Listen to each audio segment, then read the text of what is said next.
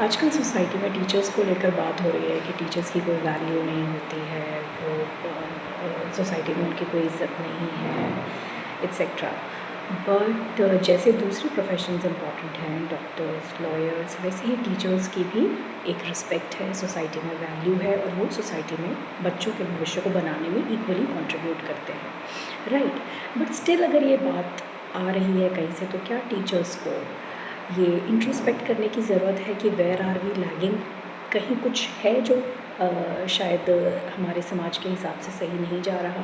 For example, पहले के time पे जब हम पढ़ते थे तो बच्चों में बहुत एक इनोसेंस रहती थी। आजकल छोटे छोटे बच्चे अपना इनोसेंस खो रहे हैं, राइट।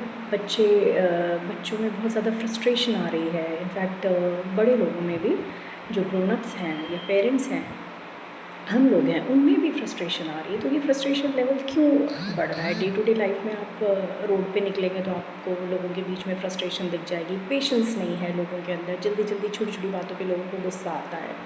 तो इसमें बीइंग अ टीचर, या आप अगर एजुकेशन इंडस्ट्री से हैं, तो आप इसमें क्या कंट्रीब्यूट कर सकते हैं? क्या इंट्रोस्पेक्शन की ज़रूरत है इसमें? अगर मुझसे पूछिए तो मुझे लगता है कि हम टीचर्स जो होते हैं या एजुकेशन फील्ड से जो लोग हैं, वो एक बहुत इंपॉर्टेंट रोल प्ले करते हैं shaping the children's life, right. तो अगर हम खुद ही अपने वर्क प्लेस पे टाइम पे नहीं जाते, तो हम बच्चे को भी टाइम पे क्लासरूम में आने के लिए नहीं बोल सकते। अगर हम खुद ही स्कूल के रूल्स रेगुलेशंस फॉलो नहीं करते, हम प्रॉपरली ड्रेस्ड अप नहीं हैं जैसे हमें बोला गया है, तो हम बच्चों को भी प्रॉपर यूनिफॉर्म में आने के लिए नहीं बोल सकते।